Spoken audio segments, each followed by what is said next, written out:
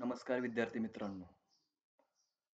कालपासून आपली भारतीय अर्थव्यवस्था याच्यावर लेक्चर सीरीज स्टार्ट झालेली आहे. की जे कोणी आज नव्याने लेक्चरला आलेले आहेत, त्यांच्यासाठी जो कालचा व्हिडिओ आहे तो खूप महत्त्वाचा आहे. तो प्रथम सर्वांनी अ, बघा हा लेक्चर आपला पूर्ण झाल्यानंतर. आज आपण राष्ट्रीय उत्पन्न हा टॉपिक पाहणार आहोत. की तुम्हाला माहिती आहे की बऱ्यापैकी या टॉपिकवर तुमचे 50% अर्थशास्त्र हे क्लिअर होणार आहे. मग याच्यामधल्या काही कन्सेप्ट असतील, कारण की हा घटक म्हणजे राष्ट्रीय उत्पन्न हा मूलभूत संकल्पना याच्यामध्ये खूप साऱ्या संकल्पना देण्यात आलेल्या आहेत आणि या संकल्पना तुमच्या खूप व्यवस्थित तुम्हाला करणं खूप महत्त्वाचं आहे या ठिकाणी. आता याच्यामध्ये तुम्हाला माहिती आहे की हा टॉपिक बऱ्यापैकी करंट रिलेटेड जास्त हा डिपेंड करतो. आत्ताच की आपण करंटमध्ये ऐकलेलं होतं की भारताचा जी-डी-पी असेल की -23.9% काय झाला होता, डाऊन झालेला होता. मग याच्यामध्ये एकमेव सेक्टर जे प्लस होतं, ते कोणतं? आपलं कृषी सेक्टर 3.4% होतं. मग हे आता करंट इश्यू आहेत, लक्षात ठेवायचं. याच्यामध्ये कोविडचा इफेक्ट असेल किंवा आता बऱ्यापैकी कोविडच्या आधीही आपल्या देशाच्या अर्थव्यवस्थेमध्ये काय झालेलं होतं, की कंटिन्युअस आपला जी-डी-पी डाऊन होत चाललेला होता. आणि रिसेंटमध्येच कोविडचा इफेक्ट जाणवला आणि आपली अर्थव्यवस्था पूर्णपणे डळमळीत झालेली आहे.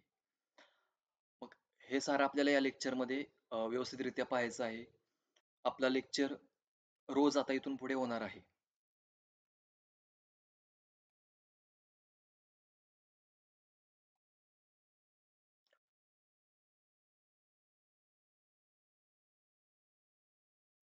याच्यामध्ये आज आपल्याला राष्ट्रीय उत्पन्न याच्या काही कन्सेप्ट आहेत याच्यामध्ये.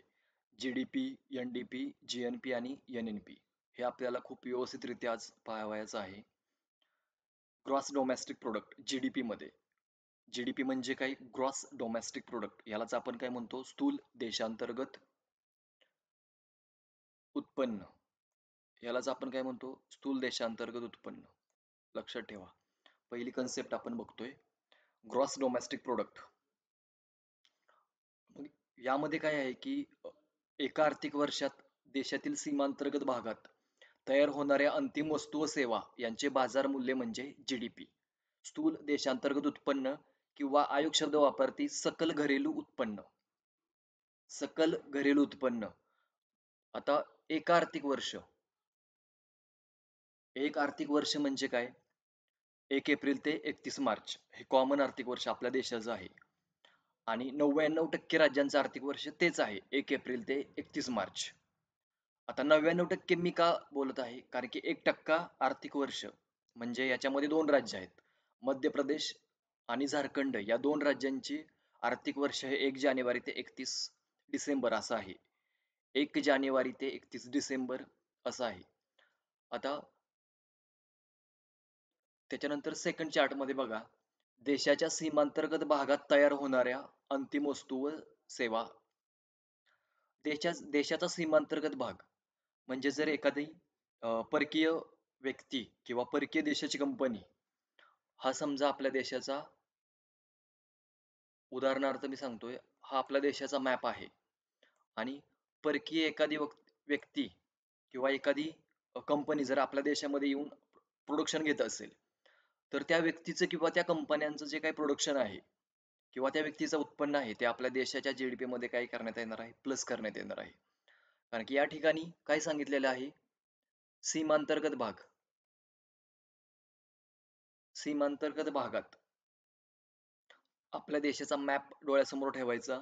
त्याच्यामध्ये आतमध्ये येणारी व्यक्ती किंवा कंपनी याचं उत्पन्न प्रोडक्शन आपल्या देशामध्ये प्लस केलं जाणार आहे. मात्र जर आपल्या देशातून उदाहरणार्थ श्रीलंकेमध्ये असेल, अमेरिकेमध्ये असेल, जर्मनी, जपानमध्ये जर एखादी कंपनी किंवा एखादी व्यक्ती परकीय देशामध्ये जाऊन जर जॉब किंवा एखाद्या व्यक्तीची कंपनी परकीय देशामध्ये असेल आणि त्यांचं जे काही प्रोडक्शन असेल, ते आपल्या देशामध्ये काय होणार आहे? आपल्या देशातून ते मायनस केलं जाणार आहे. कारण की त्या व्यक्ती काय करतायत किंवा ती कंपनी परकीय देशामध्ये आहे. सीमांतर्गत भाग सोडून सीमांतर्गत भाग सोडून ती दुसऱ्या देशामध्ये, दुसऱ्या देशाच्या सीमांतर्गत भागामध्ये ती कंपनी काय करत आहे? काम करत आहे किंवा ती व्यक्ती काम करत आहे. त्याच्यामुळे त्या व्यक्तीचं उत्पन्न आपल्या देशामध्ये प्लस केलं जाणार नाही. आपल्या देशातून त्या व्यक्तीचं उत्पन्न मायनस होणार आहे. अजून एका उदाहरणासहित मी सांगतो तुम्हाला या ठिकाणी. अ, उदाहरणार्थ Apple कंपनी जी मोबाईलची कंपनी आहे, युनायटेड स्टेट्सची. जर ती कंपनी आपल्या देशामध्ये त्या कंपनीने एखादी फॅक्टरी स्थापन केली आणि प्रोडक्शन घेतलं. तर जो काही प्रोडक्शन म्हणजे इन्कम प्राप्त होणार आहे, जे काही प्रॉफिट त्या कंपनीला मिळणार आहे, ते आपल्या देशाच्या जी-डी-पीमध्ये प्लस केलं जाणार आहे. आणि जर आपल्या देशातील एखाद्या व्यक्तीची कंपनी, उदाहरणार्थ मी सांगतो अंबानींची जिओ कंपनी असेल, ती जर श्रीलंकेमध्ये काम करत असेल, त्यांचं एखादी ब्रँच एखादी फॅक्टरी श्रीलंका या देशामध्ये असेल, कारण की ती श्रीलंकेच्या सीमांतर्गत भागामध्ये ती फॅक्टरी आहे. जे काही त्यांचं प्रॉफिट होत आहे, प्रोडक्शन होत आहे, ते श्रीलंका या देशामध्ये प्लस होणार आहे. म्हणजेच त्या व्यक्तीचं किंवा त्या जिओ कंपनीचं उत्पन्न आपल्या देशातून मायनस केलं जाणार आहे. हे कशामध्ये नमूद करण्यात आलेलं आहे? जी मध्ये ग्रॉस डोमेस्टिक प्रोडक्ट या कन्सेप्टमध्ये ही गोष्ट सांगण्यात आलेली आहे. आता अंतिम वस्तू व सेवा. पुढे आहे अंतिम वस्तू व सेवा. आता अंतिम वस्तू व सेवांचा जर विचार केला, तर याच्यामध्ये दोन कन्सेप्ट महत्वाचे आहेत. मध्यमवर्ती वस्तू आणि अंतिम वस्तू. आता मध्यमवर्ती वस्तू म्हणजे काय? की ती वस्तू मी विकत घेतली आणि त्या व्यक्तीची मी पुनर्विक्री केली. त्या वस्तूची काय केलेली आहे मी विक्री केलेली आहे. म्हणजे एखादी वस्तू मी खरेदी केलेली आहे आणि त्या वस्तू किंवा सेवेची मी काय केलेली आहे पुनर्विक्री केलेली आहे. म्हणजे ती वस्तू किंवा सेवा माझ्यासाठी काय झालेली आहे मध्यमवर्ती. लक्षात घ्या. ती माझ्यासाठी काय झालेली आहे मध्यमवर्ती वस्तू झालेली आहे. आणि समजा त्या वस्तू आणि सेवांचा डायरेक्टली मी काय केलेलं आहे उपभोग घेतलेला आहे. तर ती वस्तू काय असणार आहे माझ्यासाठी अंतिम वस्तू असणार आहे. आता एक उदाहरण मी देतो. उदाहरणार्थ चिकन असेल. तुम्ही काय करता मार्केटमध्ये एखादा हॉटेलवाला उदाहरणार्थ जातो. तो काय करतो चिकन खरेदी करतो. त्याच्यानंतर हॉटेलमध्ये आल्यानंतर त्याच्यावर तो प्रोसेस करतो आणि ग्राहकांना काय करतो ते त्याची विक्री करतो. म्हणजे ती वस्तू किंवा सेवा त्या हॉटेल मालकासाठी काय असते ती मध्यमवर्ती वस्तू असते. आणि तो त्याची विक्री काय करतो पुनर्विक्रीसाठी त्या वस्तू किंवा सेवेचा उदाहरणार्थ चिकनचा काय करतो पुनर्विक्रीसाठी वापर करतो प्रोसेस करून. मग याच्या संदर्भात एक अजून कन्सेप्ट आहे ग्रॉस व्हॅल्यू ॲडेड. यालाच आपण काय म्हणतो मूल्यवर्धित. मूल्यवर्धित म्हणजे काय? की एखादी वस्तू मी खरेदी करणार आणि मूल्य ऍड करून एक्स्ट्रा म्हणजे मला प्रॉपर्टी मिळवण्यासाठी मी हाय त्या किमतीला वस्तू विक्री करणार नाही. म्हणजे उदाहरणार्थ मी या ठिकाणी तुम्हाला काही सांगितलेलं आहे की हॉटेल मालकाने काय केलेलं आहे चिकनची खरेदी केली, त्याच्यावर प्रोसेस केली. उदाहरणार्थ 500 रुपयाला ते चिकन खरेदी केलं आणि 800 रुपयाला ते काय केलं ग्राहकांना विकलं. तर याचा अर्थ मूल्यवर्धित किती रुपयांचा झालेला आहे त्या हॉटेल मालकाला मूल्यवर्धित 300 रुपये झालेलं आहे. पण टोटल जीडीपी मध्ये काउंट करताना ते 800 म्हणजे टोटल हॉटेलवाल्याने विकले ते कितीला 800 रुपयाला आणि ते खरेदी केलेलं कितीला चिकन 500 रुपयाला. तर 500 प्लस 800 असं काउंट न करता काय केलं जातं फायनल गुड्सला आपला जीडीपी काउंट केला जातो. म्हणजे टोटल कितीला 800 रुपये लक्षात ठेवायचं. 800 रुपये हा काय झाला आपल्या देशाचा किंवा त्या व्यक्तीसाठी ते काय झालं तो इन्कम झालेला आहे. आता याचे बाजार मूल्य मार्केट प्राइस कारण की तुम्हाला माहित असेल की राष्ट्रीय उत्पन्न काउंट करताना आपण 3 पद्धतींचा विचार करणार आहोत पुढे. उत्पादन पद्धत, उत्पन्न पद्धत आणि खर्च पद्धत. आता बाजार मूल्याचा जर विचार केला, तर ते बाजार मूल्याला काय केलं जातं काउंट केलं जातं. आता यामध्ये 2 कन्सेप्ट खूप महत्त्वाच्या आहेत. कॅपिटल गुड्स आणि कंझ्युमर गुड्स. कॅपिटल गुड्स आणि कंझ्युमर गुड्स. कॅपिटल गुड्स म्हणजे काय असतं?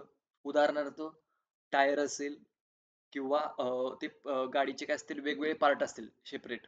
टायर्स असेल किंवा ते स्टेअरिंग असेल, सीट्स असतील. हे काय झालेलं आहे कॅपिटल गुड्स झालेलं आहे. आणि कंझ्युमर्स गुड म्हणजे काय? कंपनी काय करते ते सर्व पार्ट काय करते एकत्रित करून एखादी काय करते गाडी फोर व्हीलर असेल किंवा टू व्हीलर तयार करते आणि ती काय करते एखाद्या ग्राहकाला विकते. ती काय झालेलं आहे कंझ्युमर गुड्स झालेले आहे.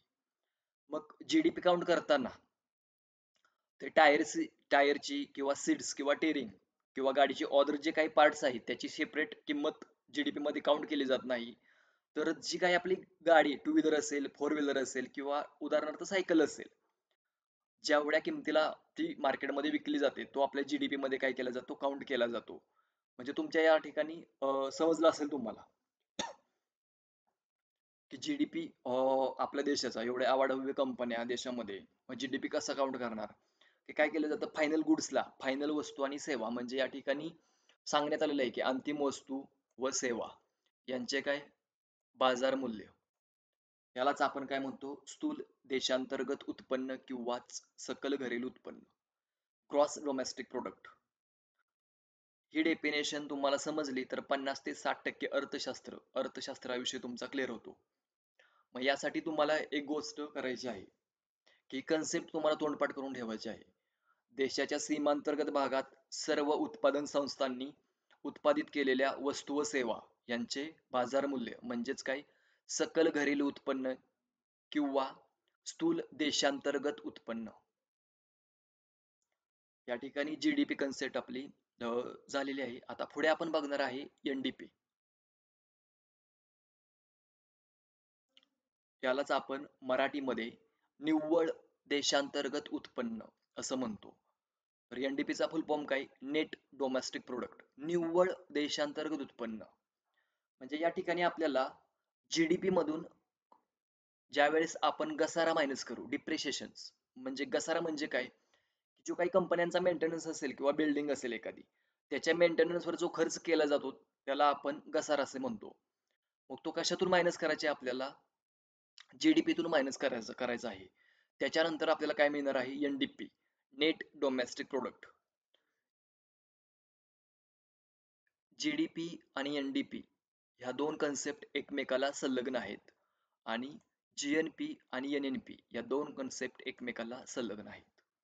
म्हणजे स्टडी करताना तुम्हाला कॉम्प्रोमाइज ह्याच्यामध्ये हे करायचे आहे, कम्पॅरेटिव्हली स्टडी करायची आहे. आता जी-डी-पी कन्सेप्ट आपली संपलेली आहे. त्याच्यानंतर पुढची आपली डेफिनेशन कोणती होती? एन-डी-पी, नेट डोमेस्टिक प्रोडक्ट, निव्वळ देशांतर्गत उत्पन्न.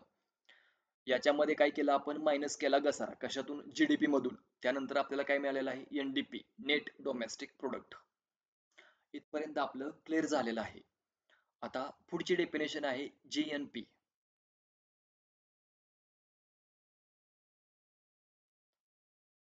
आता जी-एन-पी म्हणजे काय? ग्रॉस नॅशनल प्रोडक्ट, स्थूल राष्ट्रीय उत्पन्न. आता जी-डी-पीचा जरी विचार केला तर निवासी आणि गैरनिवासी म्हणजे जे आपल्या देशामध्ये अनिवासी आहेत त्यांचं उत्पन्न जी-डी-पी मध्ये प्लस होतं. पण जी-एन-पीचा जरी विचार केला तर याच्यामध्ये फक्त निवासी व्यक्तींचं उत्पन्न प्लस केलं जातं आपल्या देशाच्या याच्यामध्ये.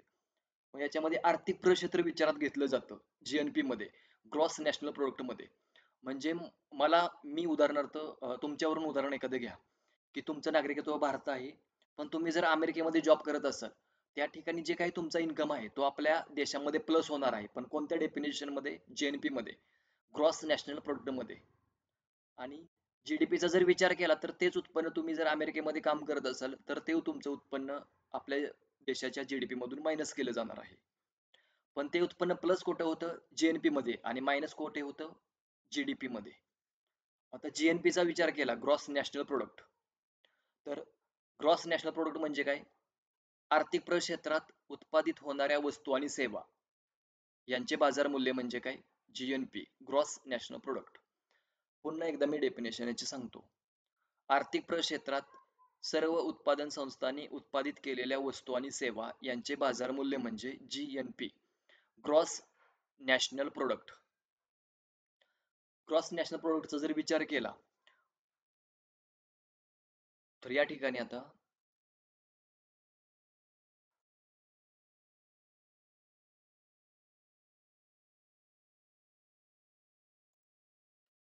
पुन्हा एकदा मी इथं या ठिकाणी एक उदाहरण सांगतो. हा आपला देशाचा मॅप आहे. उदाहरणार्थ, परकीय देशाची व्यक्ती आपल्या देशामध्ये आली आणि उदाहरणार्थ अमेरिकेची व्यक्ती आपल्या देशामध्ये आली आणि जॉब करत असेल, किंवा परकीय राजदूत असतील, परकीयांची कंपनी असेल आपल्या देशामध्ये. उदाहरणार्थ मी पहिलं सांगतो जी-डी-पी मधलं. ऍपलची कंपनी एखादी ब्रँच जर आपल्या देशामध्ये त्यांची असेल, तर जे काही त्यांचं प्रोडक्शन होणार आहे आपल्या देशामध्ये, ते आपल्या देशातून मायनस होणार आहे. कोणत्या डेफिनेशन मध्ये? जी-एन-पी मध्ये. मग ते प्लस कुठे होणार आहे? त्यांच्या अमेरिका या देशामध्ये होणार आहे. आता याच्यानंतर आपल्या देशातील जिओची कंपनी काय करते? या श्रीलंका या देशामध्ये काय करत आहे, अ, त्यांची एखादी ब्रँच आहे आणि प्रोडक्शन घेत आहे. त्यांना जे काही प्रॉफिट होणार आहे ते आपल्या देशाच्या जी-डी-पी सॉरी जी-एन-पीचा विचार केला तर आपल्या त्या जी-एन-पीमध्ये काय होणार आहे, प्लस होणार आहे. पण जी-डी-पीचा विचार करताना प्लस मायनस हे अल्टरनेट होतं, लक्षात ठेवा. परकीय व्यक्ती आपल्या देशामध्ये काम करत होती, प्लस होत होतं. आपली व्यक्ती परकीय देशामध्ये जॉब करत होती, एखादं कंपनी होती त्या व्यक्तीची, तर त्याचं उत्पन्न आपल्या देशातून मायनस होत होतं. पण जी-एन-पी मध्ये एक गोष्ट नमूद करायची आहे तुम्हाला, की अमेरिकेची Appleची कंपनी किंवा अमेरिकेचा एखादा पर्सन जर आपल्या देशामध्ये जॉब करत असेल किंवा कंपनी प्रोडक्शन घेत असेल Appleची, तर त्याचं उत्पन्न आपल्या देशामध्ये प्लस न होता ते अमेरिकेच्या देशामध्ये प्लस होतं. जी-एन-पी या डेफिनेशनमध्ये. कारण की आर्थिक हितसंबंध हे प्रत्येक देशाचे प्रत्येक देशाबरोबर कनेक्ट असतात. आर्थिक हितसंबंध. आता दुसरं उदाहरण मी सांगतो. जर भारतीय अंबानींची कंपनी असेल जिओची, ती जर श्रीलंकेमध्ये त्यांची एखादी ब्रँच असेल, प्रोडक्शन घेत असेल आणि जे काही त्यांचं प्रॉफिट होईल, प्रोडक्शन होईल, ते आपल्या देशाच्या जी-एन-पी मध्ये काय होणार आहे, प्लस होणार आहे आपल्या देशामध्ये. कारण की इथं सीमांतर्गत भागाचा विचार करण्यात आलेला नाही, तर कुठल्या आर्थिक प्रक्षेत्राचा या ठिकाणी विचार करण्यात आलेला आहे. जी-डी-पीचा विचार केला तर निवासी आणि गैरनिवासी यांचं उत्पन्न प्लस जे देशामध्ये होतं आपल्या. पण जी-एन-पीचा जर विचार केला तर फक्त निवासी व्यक्तीच उत्पन्न आपल्या देशामध्ये काउंट केलं जातं.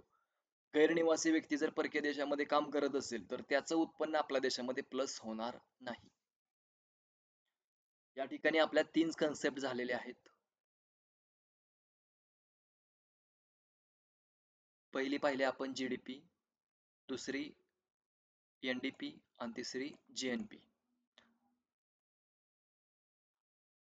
आता या ठिकाणी चौथी डेफिनेशन आहे की जी-एन-पीच्या रिलेटेडच आहे याची. N-N-P net national product. Net national product म्हणजे काय? निव्वळ राष्ट्रीय उत्पन्न. आता याच्यातून तुम्हाला समजलं असेल की काय मायनस करायचे. या ठिकाणी तर जी-डी-पी किंवा एन-डी-पीचा या ठिकाणी संदर्भ लक्षात तुम्हाला घ्यायचा नाही. इथं काय लक्षात घ्यायचे आता? जी-एन-पीतून ज्यावेळेस तुम्ही घसारा मायनस कराल, त्यावेळेस तुम्हाला काय मिळणार आहे? एन-एन-पी निव्वळ राष्ट्रीय उत्पन्न. म्हणजे हे खूप सोपं आहे, लक्षात घ्या.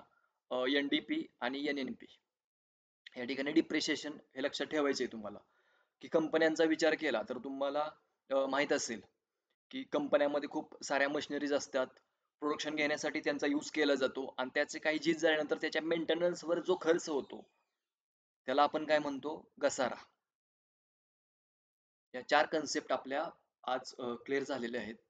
राष्ट्रीय उत्पन्न संदर्भात gross domestic product, net domestic product, gross national product, net national product.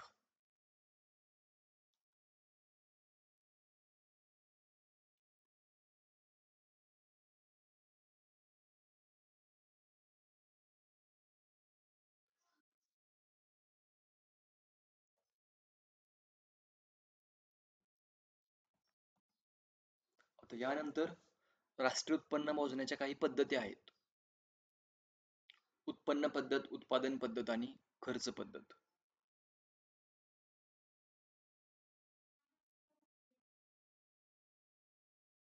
उत्पन्न पद्धत, उत्पादन पद्धत आणि खर्च पद्धत ह्या राष्ट्रीय उत्पन्न मोजण्याच्या 3 पद्धती आहे. सर्वात आय-एम-पी पार्ट आहे हा एक्झामच्या दृष्टीने.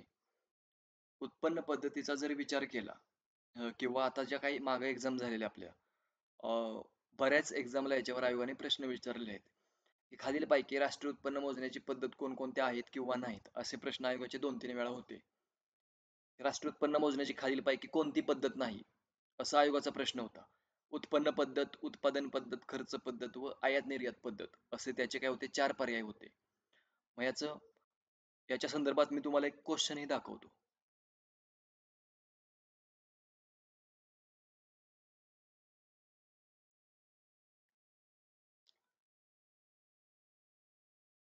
हा आयोगाने प्रश्न विचारला होता गट क पूर्व परीक्षा 2018 मध्ये. बाकीही मुख्य परीक्षेलाही याच्यावर क्वेश्चन आहे आणि PSI, STI, ASO याच्यावरही या एक्झामलाही याच्यावर प्रश्न विचारलेला आहे.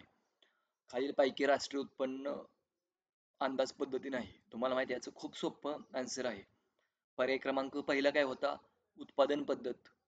त्याच्यानंतर पर्याय दुसरा होता ब, आयात निर्यात पद्धत. 3 क उत्पन्न पद्धत आणि 4 खर्च पद्धत. त्याच्यानंतर पर्यायी उत्तरे दिलेली आहेत. अ आणि ब. अंदाज पद्धती नाही, कारण की क्वेशन रीडिंग करताना खूप तुमचं व्यवस्थित ते रीड करायचे. मग याच्यामध्ये तुम्हाला समजलं असेल की याचा आन्सर काय आहे? पर्याय क्रमांक 3 फक्त ब. कारण की ह्या बाकीच्या 3 पद्धती आहेत. उत्पन्न पद्धत, उत्पादन पद्धत आणि खर्च पद्धत. ह्या राष्ट्रीय उत्पन्न मोजण्याच्या 3 पद्धती आहेत. आयात निर्यात पद्धत ही राष्ट्रीय उत्पन्न मोजण्याची पद्धत नाही. त्याच्यामुळे या प्रश्नाचं उत्तर आहे पर्याय क्रमांक ब. आणि जर आयोगाने प्रश्न विचारला असता की खालीलपैकी राष्ट्रीय उत्पन्न मोजण्याच्या कोणकोणत्या पद्धती आहेत, तर याचं पर्यायी उत्तर असतं अ, क आणि ड. उत्पादन पद्धत, उत्पन्न पद्धत व खर्च पद्धत. म्हणजे एवढे सोपे प्रश्न आयोग विचारत असते. फक्त कन्सेप्ट तुमच्या लक्षात येणं महत्वाचं आहे.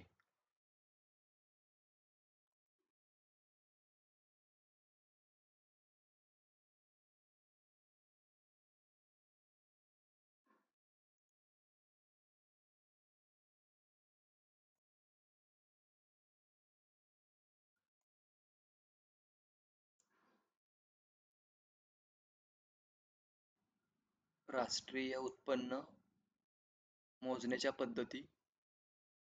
पहिली पद्धत आहे उत्पन्न पद्धत. उत्पन्न पद्धत जे काही अर्थशास्त्र रिलेटेड याच्यामध्ये जे काही स्टुडंट आहेत त्यांना माहीत असेल. भूमी, श्रम, भांडवल आणि संयोजक. ह्या 4 च्या पुढे रिलेटेड गोष्टी कोणत्या आहेत? भूमीला खंड दिला जातो, श्रमाला मोबदला दिला जातो. भूमी, श्रम, भांडवल आणि संयोजक. संयोजकाला काय मिळत असतो? नफा मिळत असतो. उत्पन्न पद्धतीचा विचार केला तर ते घटक किमतीला काउंट केलं जातं. कशाला काउंट केलं जातं? ते घटक किमतीला. ते आपण पुढे पाहणार आहोत. घटक किंमत काय असते? बाजार मूल्य काय असतं? त्याच्यानंतर दुसरी पद्धत आहे उत्पादन पद्धत. उत्पादन पद्धतीचा जर विचार केला तर त्याला आपण दुसरी पद्धती त्याला नाव आयोग वापरतो. कोणती? मूल्यवर्धित पद्धत. म्हणजेच मी तुम्हाला मगाशी सांगितलं की आपण काय करतो, एखादी वस्तू खरेदी केल्यानंतर त्याच्यावर काय करून प्रोसेस करून ती तिसऱ्या व्यक्तीला विकतो आपण. म्हणजे जे काही मूल्य आपण ऍड केलेलं आहे त्यालाच आपण काय म्हणतो? Value added. यालाच उत्पादन पद्धत असंही संबोधलं जातं. उत्पादन हे बाजार मूल्याला काय केलं जातं? काउंट केलं जातं. बाजार मूल्याला. आणि खर्च पद्धतीचा जर विचार केला तर तुम्हाला माहिती आहे जनरली आपल्या समाजातील लोक वस्तू व सेवा खरेदी करण्यासाठी काय करतात? खर्च करत असतात. मग तो खर्च 2 पद्धतीचा असतो. एक उपभोग खर्च आणि दुसरा कोणता आहे? गुंतवणूक खर्च. गुंतवणूक खर्चाचा जर विचार केला तर आपण काय करतो? आपल्या देशामध्ये गुंतवणूक करतो आणि परकीय देशामध्ये काय करतो? गुंतवणूक करतो. उपभोग खर्चाचा जर विचार केला तर उपभोग हा 2 प्रकारचा असतो. एक खाजगी आणि दुसरा कोणता आहे? सरकारी. पण आता जर विचार केला तर राष्ट्रीय उत्पन्न मोजताना या 2 पद्धती खूप महत्त्वाच्या आहेत आणि त्या 2 पद्धतीचा आता करंटमध्ये यूज केला जातो. कोणत्या? उत्पादन पद्धत आणि उत्पन्न पद्धत. या 2 पद्धतींचा काय केला जातो? या ठिकाणी विचार केला जातो. आता फॅक्टर कॉस्ट आणि मार्केट प्राइस काय असते? हे मी तुम्हाला सांगणार आहे. घटक किंमत आणि बाजार मूल्य याच्यामधला डिफरन्स. समजा ही एखादी फॅक्टरी आहे. रासायनिक खते म्हणजे खतांची ही काही एखादी फॅक्टरी आहे. मग याच्यामध्ये रासायनिक खते तयार करण्यासाठी तुम्हाला माहिती आहे ती कंपनी स्थापन करण्यासाठी त्यासाठी काय लागणार आहे? जागा लागणार आहे किंवा त्याच्यामध्ये काही हे असतील कामगार असतील किंवा त्याचं मार्केटपर्यंत पोच करण्यासाठी किंवा कच्चा माल त्या कंपनीपर्यंत येण्यासाठी ट्रॅव्हलिंगची वाहतूक व दळणवळण साधने आवश्यक असतात. मग या सर्व खर्च जर इक्वल केला आणि त्याच्यामध्ये जे काही प्रोडक्शन तयार झालंय, उदाहरणार्थ एक खताचं पोतं, त्याची 1000 व्हॅल्यू आहे.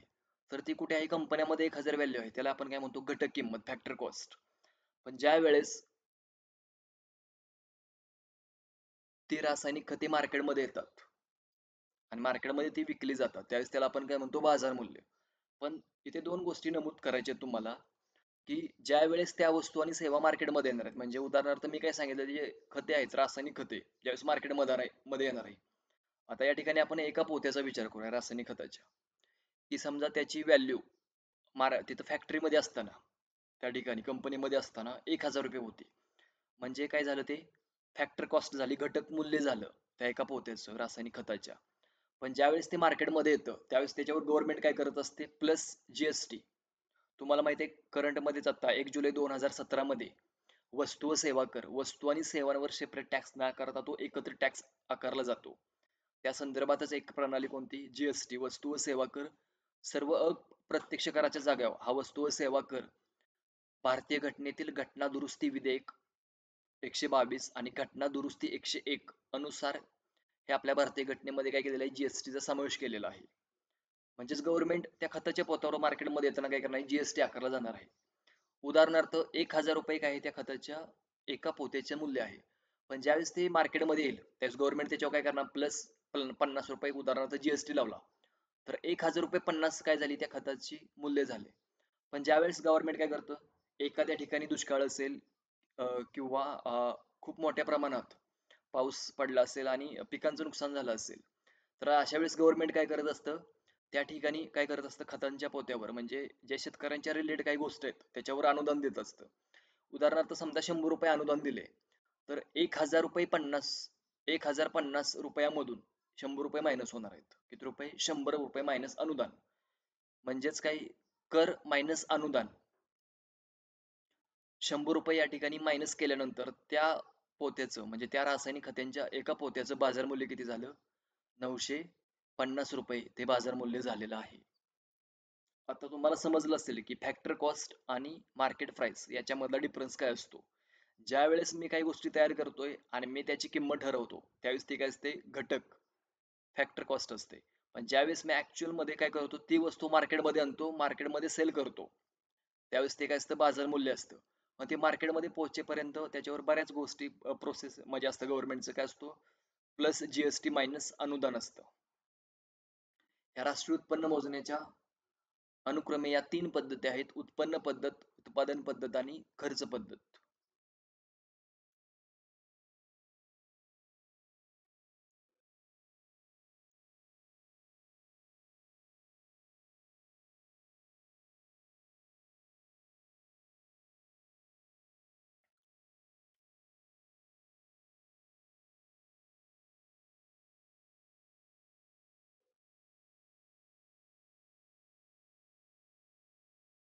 राष्ट्रीय उत्पन्नाचे मोजमाप. काही करणाऱ्या राष्ट्रीय उत्पन्नाचं काही व्यक्तींनी काय केलेलं आहे, मोजमाप केलेलं आहे. आता राष्ट्रीय उत्पन्नाबरोबर त्यांनी दरडोई उत्पन्नाचं पण काय केलेलं आहे, मोजमाप केलेलं आहे. आणि आता करंट मध्ये तुम्हाला माहित असेल, की जे मी तुम्हाला कालच्या लेक्चर मध्येही सांगितलेलं होतं, की IMF ने एक गोष्ट आता नमूद केली, की कोणती, की म्हणजे पर कॅपिटा जीडीपी मध्ये बांगलादेश भारताला क्रॉस करणार आहे. पर कॅपिटा जीडीपी म्हणजे काय? उदाहरणार्थ मी सांगतो, उदाहरणार्थ बांगलादेशमध्ये 10 व्यक्ती आहेत आणि भारतीय अवाढव्य लोकसंख्येचा देश आहे. खूप मोठी लोकसंख्या आहे भारताची. जगातील दुसऱ्या क्रमांकाची लोकसंख्या आहे. चायना प्रथम आहे आणि 2 नंबरला भारत देश आहे. उदाहरणार्थ मी सांगतोय, की उदाहरणार्थ भारतामध्ये 30 व्यक्ती आहेत. आता बांगलादेशच्या ज्या 10 व्यक्ती आहेत, त्या प्रत्येक व्यक्तीच्या पर कॅपिटा प्रत्येक व्यक्तीचं उत्पन्न हे 2-2 हजार रुपये आहे. किती आहे, 2-2 हजार रुपये. म्हणजे त्या 10 व्यक्तींचं उत्पन्न किती झालेलं आहे, किती झालं, 20,000 रुपये झालं त्या किती, 10 व्यक्तींचं उत्पन्न. आणि भारतामध्ये 30 व्यक्ती आहेत. 30 व्यक्तींचा विचार केला आणि प्रत्येक व्यक्तीचं उत्पन्न म्हणजे पर कॅपिटा इन्कम, दरडोई उत्पन्न, जीडीपी डिवायडेड बाय काय, आपल्या देशाची लोकसंख्या. काय करायचं, आपल्या देशाच्या राष्ट्रीय उत्पन्नाला देशाच्या लोकसंख्येने भागल्यानंतर आपल्याला पर कॅपिटा इन्कम म्हणजे प्रत्येक व्यक्तीचं उत्पन्न निघतं, प्रत्येक व्यक्ती मागील उत्पन्न. डोई म्हणजे प्रत्येक डोक्यामागील उत्पन्न, हे तुम्हाला लक्षात ठेवायचं आहे. आता या ठिकाणी मी आता उदाहरण देतोय तुम्हाला, बांगलादेशच्या 10 व्यक्ती, प्रत्येक व्यक्तीचं उत्पन्न हे 1-2 हजार रुपये आहे. त्यांचा टोटल इन्कम किती झाला पर जीडीपी, 20,000 रुपये झाला प्रत्येक व्यक्तीचं उत्पन्न. पण प्रत्येक व्यक्तीचं पर कॅपिटा जीडीपी किती आहे? 2,000 रुपये आहे. आणि दुसऱ्या बाजूला भारत देश, आपण कंपॅरिझन करूया या ठिकाणी भारत देशाचं. या ठिकाणी भारतामध्ये 30 व्यक्ती आहेत आणि प्रत्येक व्यक्तीचं उत्पन्न हे 1,000 रुपये आहे. म्हणजे किती झालं ते? 30,000 रुपये झाले. आता जीडीपीचा जर विचार केला तर ऑब्विसली आपण काय करतो? बांगलादेश या देशाला क्रॉस करतो. का? तर आपली लोकसंख्या जास्त आहे, 30 लोक म्हणजे 20 लोक एक्स्ट्रा आहेत आपल्या देशाकडे. पण पर कॅपिटा जीडीपीचा जर विचार केला तर आपण बांगलादेश या देशाच्या मागे राहतो. का? तर प्रत्येक व्यक्तीचं उत्पन्न त्या ठिकाणी किती आहे? 2,000 रुपये. आणि आपल्या देशाचा जर विचार केला तर प्रत्येक व्यक्तीचं उत्पन्न हे 1,000 रुपये आहे. म्हणजेच आता मागील वर्षी IMF ने एक आपल्या वर्ल्ड इकॉनॉमी आउटलुक मध्ये सांगितलेलं होतं की आपल्या जीडीपीचा जर विचार केला तर जीडीपीचा आपल्या 5वी 6वी 7वी रँक कंटिन्यू आपल्या आता करंट मध्ये चेंज होत आहे. पण पर कॅपिटा जीडीपीचा जर विचार केला तर भारत हा 100च्या क्रमांकाच्या पुढे आहे. का? आपल्या देशाची लोकसंख्या जास्त आहे, त्यामुळे आपल्या देशाचा जीडीपी काय आहे? जास्त आहे. आता पर कॅपिटा जीडीपी हे तुम्हाला समजलं असेल की प्रत्येक व्यक्ती मागील उत्पन्न इथे विचारात घेतलं जातं. आता राष्ट्रीय उत्पन्नाचं मोजमाप खालीलपैकी ह्या ज्या तुम्हाला व्यक्ती दिसत आहेत त्यांनी राष्ट्रीय उत्पन्नाचं मोजमाप केलेलं आहे. मग एक्झाम पॉइंट ऑफ व्ह्यूने याच्यामध्ये दोन व्यक्ती महत्वाच्या आहेत. एक म्हणजे दादाभाई नौरोजी आणि दुसरे आहे VK. राव.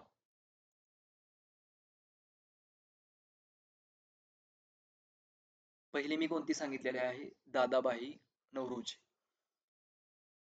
याच्या संदर्भात यांचे काही ग्रंथही आहे. ज्यावेळेस ब्रिटिशांचं राज्य आपल्या होतं, यावेळी ब्रिटिश भरपूर प्रमाणात आपल्या देशाची लूट करत होते, त्यावेळेस त्यांनी संपत्तीचे निस्सारण हा ग्रंथ लिहिला होता दादाभाई नौरोजींनी. आता राष्ट्रीय उत्पन्नाचा जर विचार केला तर त्यांनी 1867-68 मध्ये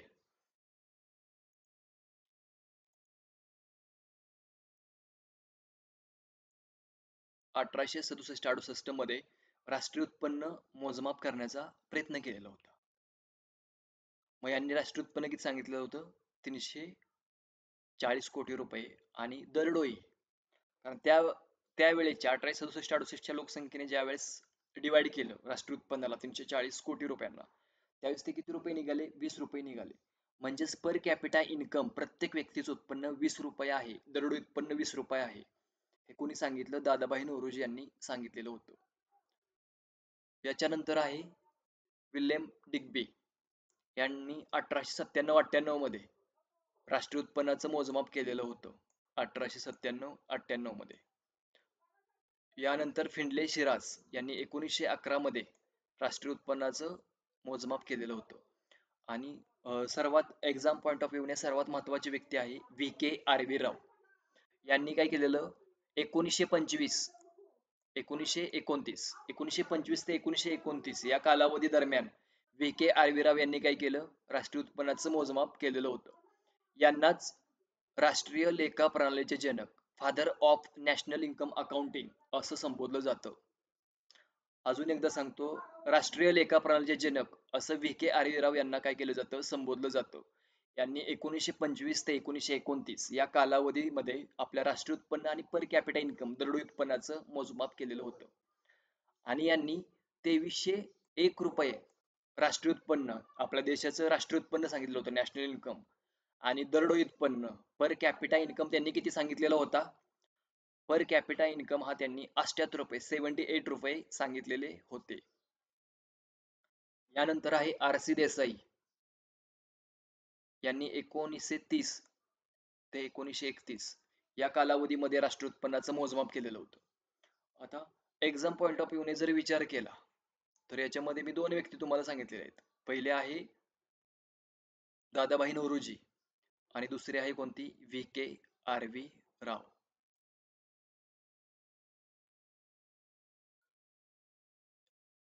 ह्या व्यक्तीवर आयोगाने खूप वेळा प्रश्न विचारलेले आहेत, दादाभाई नौरोजी आणि VK.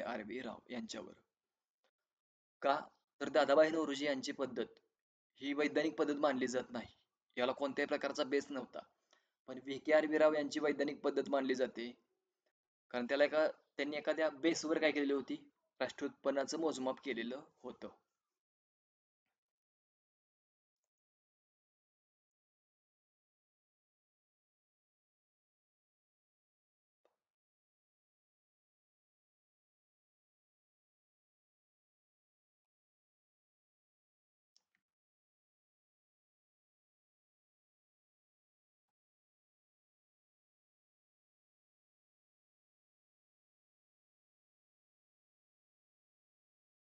यानंतर आहे राष्ट्रीय उत्पन्न समिती.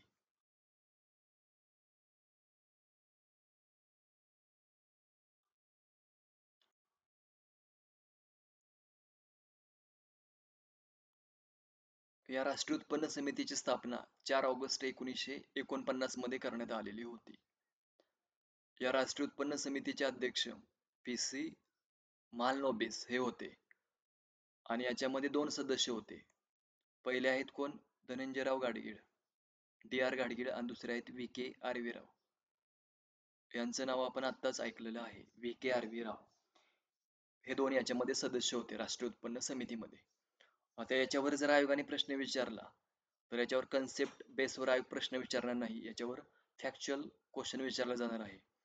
खालीलपैकी राष्ट्रीय उत्पन्न समितीची स्थापना 4 ऑगस्ट 1949 मध्ये झाली. अनुक्रमे म्हणजे याच्यामध्ये 2 सदस्य होते, धनंजयराव गाडगीळ आणि व्ही.के. आर्वीराव. म्हणजे असे विधाने विचारले जाऊ शकतात या ठिकाणी. त्याच्यामुळे अभ्यास करताना याच्या राष्ट्रीय उत्पन्न समितीच्या जास्त डीप मध्ये काही नवीन शोधू नका. याच्यामध्ये ह्या फॅक्ट्स फक्त लक्षात ठेवा की स्थापना 4 ऑगस्ट 1949 मध्ये झाली. याचे अध्यक्ष पी.सी. महालनोबिस होते आणि याच्यामध्ये 2 सदस्य होते, धनंजयराव गाडगीळ आणि व्ही.के. आर्वीराव. याचाच अभ्यास तुम्ही या ठिकाणी व्यवस्थित करा.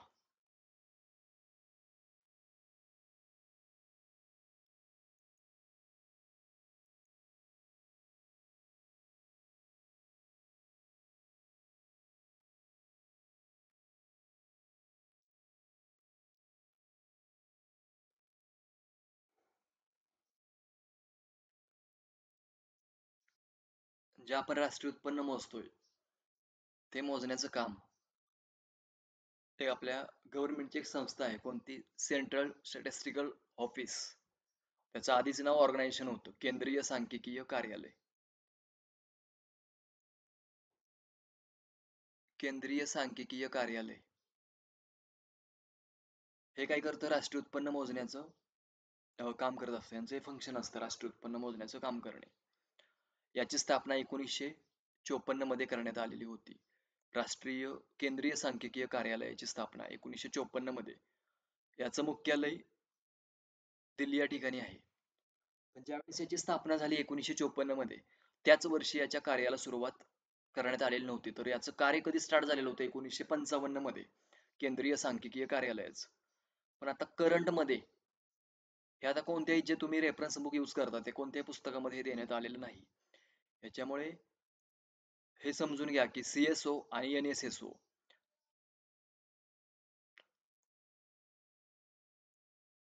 ह्या 2 संस्था मर्जर करून त्यांची एकच संस्था स्थापन केली. कोणती? National statistical organisation.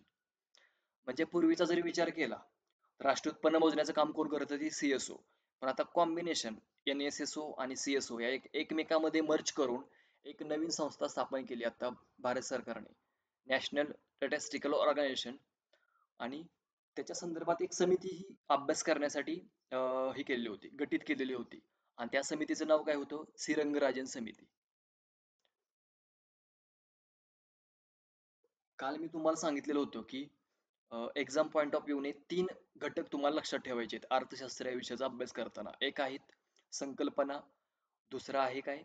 बेसिक म्हणजे फॅक्ट, तिथल्या फॅक्च्युअल डेटा असेल, आणि तिसरा आहे करंट इव्हेंट असतील अर्थशास्त्रीय घडामोडीशी. मग याच्यामध्ये तुम्हाला आता समजलं असेल की करंट आपल्याला नेमकं कोणतं करायचं आहे. CSO आणि NSSO सेंट्रल स्टॅटिस्टिकल ऑर्गनायझेशन हे काय करत होते? आधी राष्ट्रीय उत्पन्नाचं मोजमाप करत होते. याच्यामध्ये जर काही त्रुटी आढळल्या तर नॅशनल स्टॅटिस्टिकल ऑर्गनायझेशन याच्यामध्ये काय कराय कमिशन याच्यामध्ये दुरुस्ती करत होती. पण आता NSSO आणि CSO यांचं मर्ज कशामध्ये केलेलं आहे? NSO मध्ये श्रीरंगराजन समितीच्या शिफारसीनुसार. अजून एकदा मी सांगतो, केंद्रीय सांख्यिकीय कार्यालय याची स्थापना 1954 मध्ये झाली आणि यांच्या कार्याची सुरुवात 1955 मध्ये करण्यात आलेली होती. याचं मुख्यालय कोणत्या ठिकाणी आहे? दिल्ली या ठिकाणी आहे.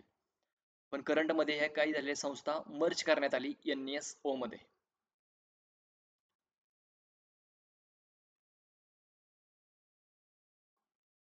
आज आपण काय पाहिलं?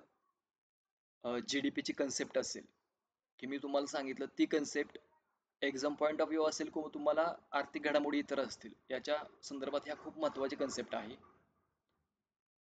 करंट रिलेटेड गोष्टी की जीडीपी मध्ये तीन गोष्टी काउंट केल्या जातात काउंट करताना कोणकोणत्या. सर्व्हिस सेक्टर असेल, त्यालाच आपण काय म्हणतो तृतीय क्षेत्र, आणि प्राथमिक क्षेत्र म्हणजे कृषी सेक्टर, आणि लास्ट कोणतं आहे इंडस्ट्रियल सेक्टर. या तीन गोष्टी इन्क्लूड केल्या जातात जीडीपी काउंट करताना.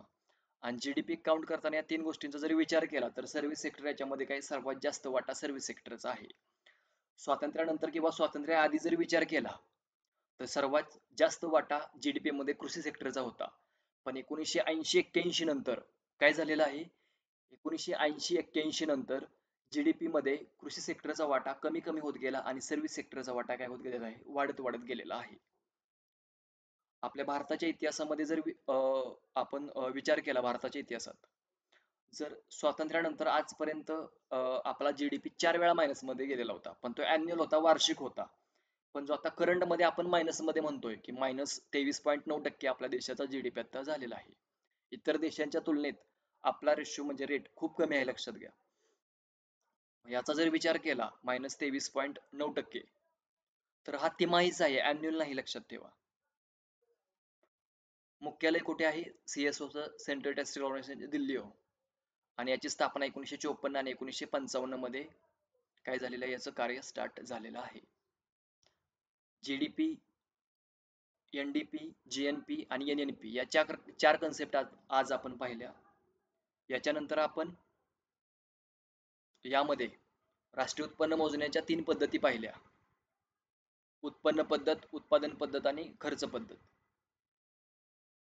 आणि यानंतर कोणकोणत्या व्यक्तीने राष्ट्रीय उत्पन्न मोजण्याचा प्रयत्न केला, याच्यामधल्या दोन व्यक्ती मी तुम्हाला काय सांगितले खूप महत्वाच्या आहेत. एक आहे दादाभाई नौरोजी आणि व्ही के आर व्ही राव, की ज्यांना राष्ट्रीय लेखा प्रणालीचे जनक म्हणजेच father of national income accounting असं संबोधलं जातं.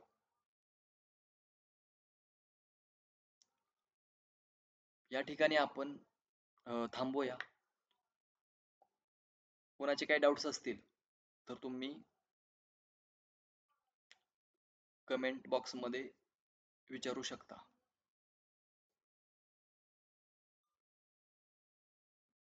धन्यवाद. Take care. Good night.